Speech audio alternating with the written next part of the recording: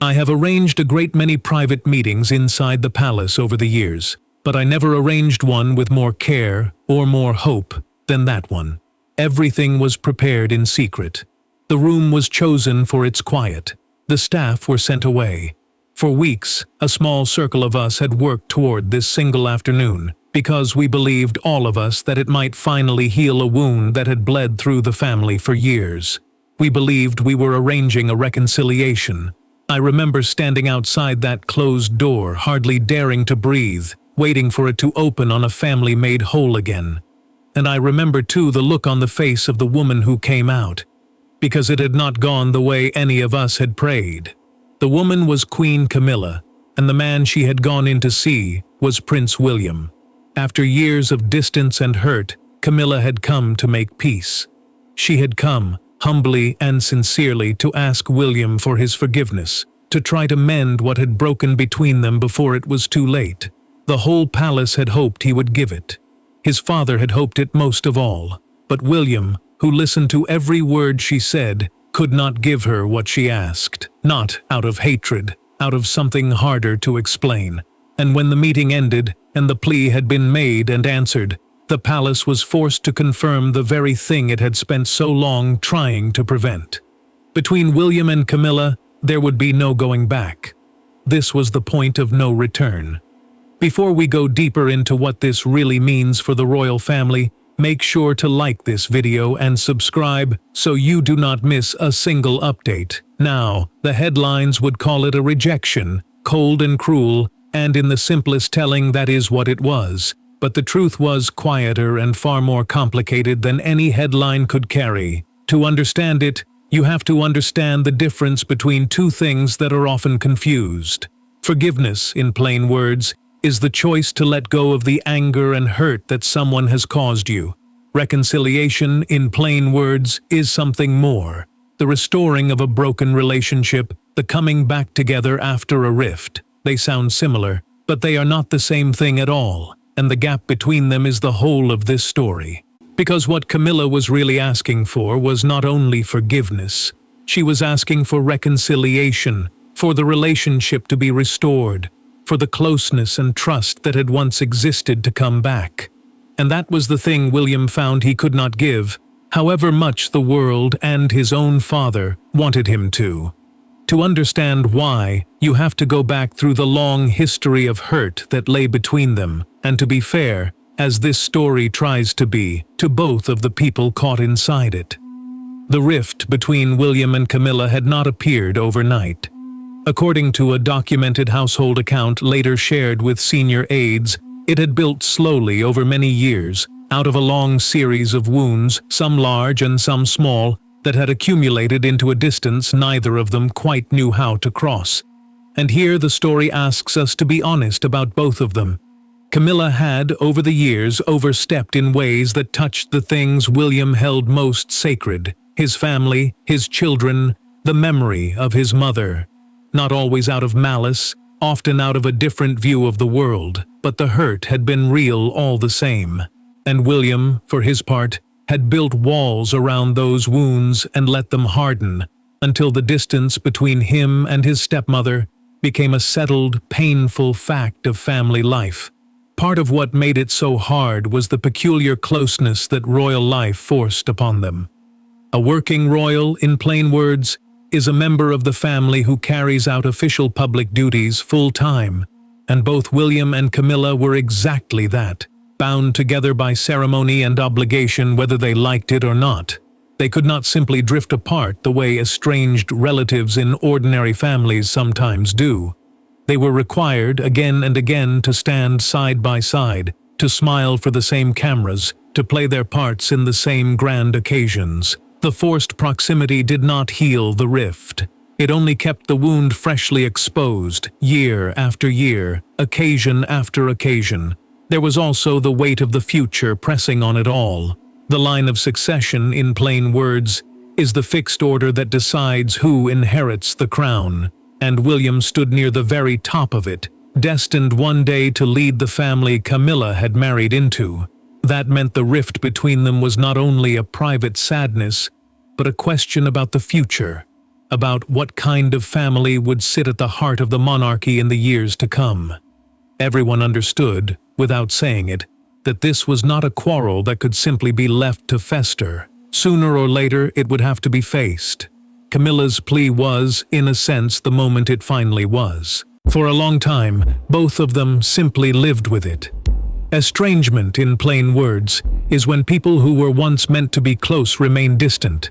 The bonds between them strained or broken, and the estrangement between William and Camilla had become one of the quiet, permanent features of the family. They were polite in public. They stood in the same rooms at the same occasions, but the warmth was gone, and everyone who knew them could feel it, a coolness that no ceremony ever quite melted. The rift touched everyone around them, each in their own way. William held his distance with a quiet, wounded firmness. Camilla felt the coldness and over the years came to regret her part in it. Charles ached to see the two people he loved so far apart, and the wider family simply learned to arrange itself around the chill, the way families do around a sadness no one knows how to fix. What changed, and what set this whole story in motion, was Camilla herself. According to a private palace briefing, as the years passed, Camilla had grown weary of the coldness, and something in her had begun to long for peace. Perhaps it was the passing of time, the sense that life is short and rifts should not be carried to the end of it. Perhaps it was genuine regret, a looking back at the years of distance and a wish to have done things differently. Whatever the reason, Camilla decided that she did not want to leave things as they were. She wanted to make peace with William before it was too late, and so she asked through careful channels for a private meeting, and she prepared to do something that took real courage. She prepared to ask for his forgiveness. Here the story asks us to give Camilla her due, because what she did was not easy, and it was not insincere. It is a hard thing for a proud person to admit fault, and harder still for a queen to go, humbly, to a younger man and ask him to forgive her. Whatever her past oversteps, this plea was real. She was not performing. She was not managing an image. She genuinely wanted to heal the wound, and she was willing to humble herself to do it. In that, at least, Camilla deserves nothing but respect. She reached sincerely for peace. The palace, when it learned of her wish, seized on it with enormous hope.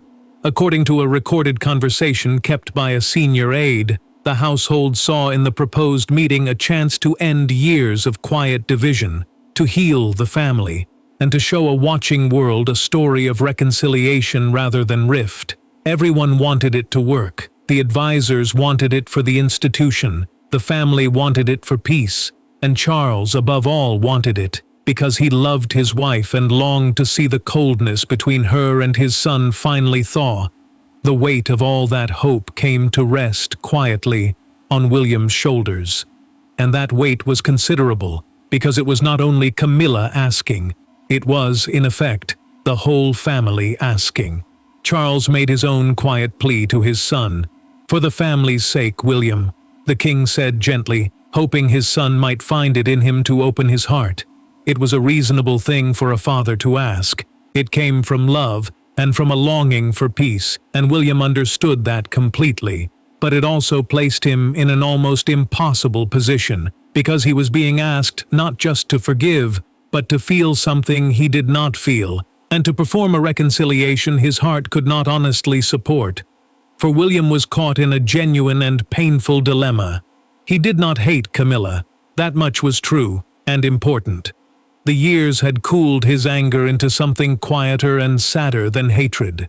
But the wounds she had touched, the ones around his children and his mother's memory, had never fully healed. And he knew, when he searched himself honestly, that the trust between them was simply gone. He could not manufacture it, and he faced a choice that many people face, and few face so publicly, whether to offer a warm, false reconciliation that would make everyone comfortable, or to be honest and bear the cost of that honesty. The meeting itself, when it finally came, was quiet and heavy with feeling. Camilla spoke first, and she spoke from the heart. She acknowledged the hurt of the past. She did not make excuses. She asked, simply and humbly, for William's forgiveness and for the chance to begin again. "I only want to make peace before it is too late," Camilla said, and the sincerity in it was unmistakable. William listened to every word, and he was moved by it, more than he had expected to be. But when she finished, and the room fell silent, and it was his turn to answer, he found he could not give her the answer she had come for. There was a long pause before he spoke, and in that pause you could see the whole struggle playing out inside him. Part of William wanted desperately to simply say the easy words, to reach across the years and give this brave, humbled woman the peace she had come for, and to make his father happy, and to end the whole sad business. He could feel how much lighter that path would be. But another part of him, the deeper and more stubborn part, knew that the words would be hollow, that his heart would not follow them, and that a reconciliation built on a feeling he did not have would collapse the first time an old wound was touched. He had spent his life protecting the tender things from exactly that kind of false safety. And so, torn as he was, he chose the harder honesty over the easier lie. He did not answer with cruelty. He did not list her faults, or throw the past in her face, or use the moment to wound her in return. He simply told her the truth, as gently as such a truth can be told. And then he said the words that would define the whole story. "I do not hate you," William said quietly, "but I will not pretend." The words landed softly, and they broke something all the same. Because everyone in that room, including Camilla, understood exactly what they meant. William was not condemning her. He held no active hatred, wished her no harm, and even honored the courage it had taken her to ask. But he would not offer a forgiveness he did not feel, or perform a reconciliation that was not real, simply to make the family and the public more comfortable. To do so would have been a lie, and William would not build peace on a lie. The trust was gone, and he would not pretend otherwise. It was the most honest thing he could have said, and it was, for Camilla, the hardest possible thing to hear, because it meant that the door she had come to open was, in truth, closed. Not slammed in anger, not locked with hatred, but closed all the same by the simple, immovable fact that trust, once broken deeply enough, does not always come back, no matter how sincerely it is sought. Camilla had done everything right in that room. She had been humble, honest, and brave. And it still had not been enough, because some things cannot be undone by an apology, however genuine, and William was too honest to pretend they could. That was the moment the phrase everyone would later use was truly earned. A point of no return, in plain words, is the moment past which something can no longer be undone or reversed, and this was exactly that. Up until that afternoon, the rift had always carried somewhere within it the faint possibility of healing, the chance that one day things might be different. Camilla's plea had been the last real attempt to reach that healing, and when it failed, gently but completely, the possibility itself quietly died. What had been an open question for years became, in a single honest sentence, a settled and permanent truth. There would be no going back, because the one road back had just been walked and had led nowhere.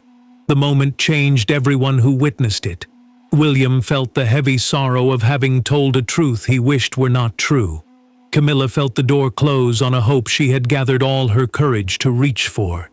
The aide waiting outside sensed, from the silence, that the reconciliation had failed. And somewhere in the palace, Charles waited for news of a healing that was not going to come. And here the story turns, the way these stories do, away from cruelty. Because William, having refused the reconciliation, did not turn the refusal into a weapon. He did not leak the details to shame her. He did not celebrate having held his ground. He did not speak a single unkind word about Camilla to anyone. He had simply been honest, painfully honest, in a private room, and then he let the matter rest with as much quiet dignity as he could. He took no satisfaction in her disappointment. If anything, he grieved it. Refusing to fake a peace is not the same as wanting a war, and William wanted no war. He wanted only to be truthful and to protect the tender things that had been hurt, and he had done both at real cost to himself. Charles took the news hardest of all, and this is the part that reveals how far from a triumph the whole thing really was. The king had hoped, with all his heart, to see his family healed, and now he had to accept that it would not be, at least not in the way he had prayed for. According to an internal note later circulated among private secretaries, Charles was quietly devastated, caught between the wife he loved and the son he understood. But to his lasting credit, Charles did not force the matter. He did not order William to reconcile or punish him for refusing. He recognized, however painfully, that forgiveness cannot be commanded, and that a peace forced upon an unwilling heart is no peace at all. He accepted his son's honesty and grieved the reconciliation that would not come. Anne, characteristically, was the one who said plainly what everyone else was too heartbroken to voice.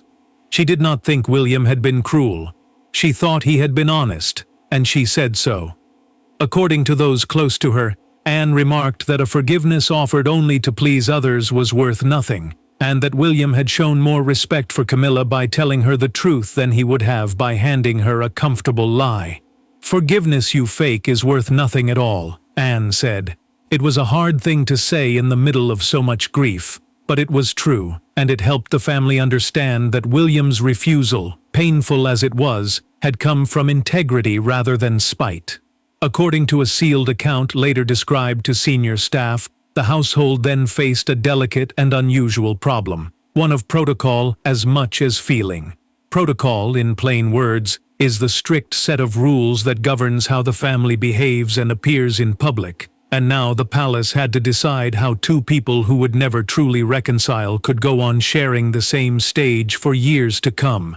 There would be no warm public embrace to show the world, no healed family photograph, no tidy ending.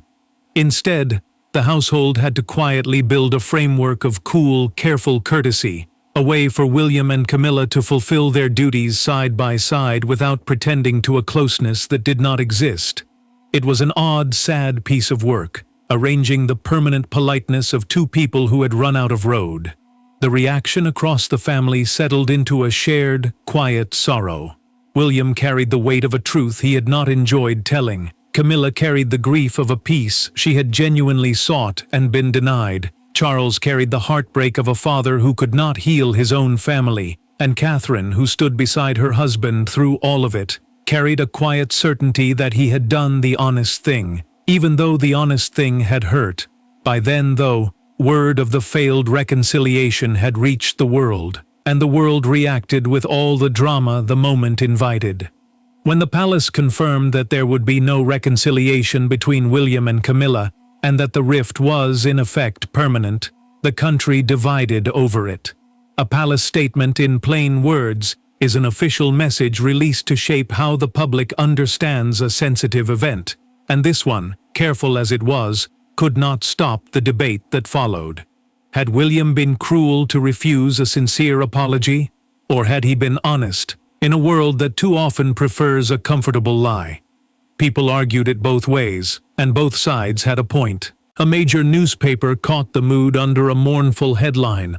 "The forgiveness that never came," it read. A newspaper front page, in plain words, is the first thing millions of people see before they read a single word beneath it, and this one framed the story not as a victory for anyone, but as a sadness for everyone, because that is what it was. There were no winners in that quiet room. A woman had bravely asked for peace and been refused. A man had honestly refused and taken no joy in it. And a father had watched his hope for a healed family quietly die. It was nobody's triumph. It was everybody's loss. A broadcaster captured the heart of the debate in a single line. "He would not fake a peace he did not feel," the broadcaster said. That sentence framed the whole question that divided the country. Some heard it as an accusation, a man too hard to forgive. Others heard it as a tribute, a man too honest to lie. And the truth, as it so often is, lay somewhere in between. in the painful grown-up recognition that forgiveness is not always ours to give on demand, and that honesty about a broken thing can be both a wound and a mercy at the same time. The public sentiment never fully settled because the question at its heart has no easy answer.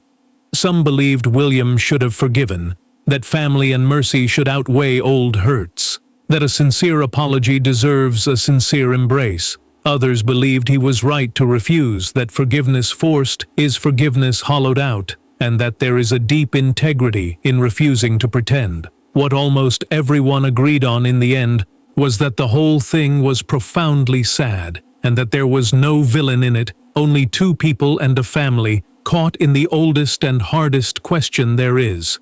What do we owe to those who have hurt us, and what are we allowed to withhold? The debate reached into people's own lives, which was why it would not die. Everyone who followed the story brought their own history to it.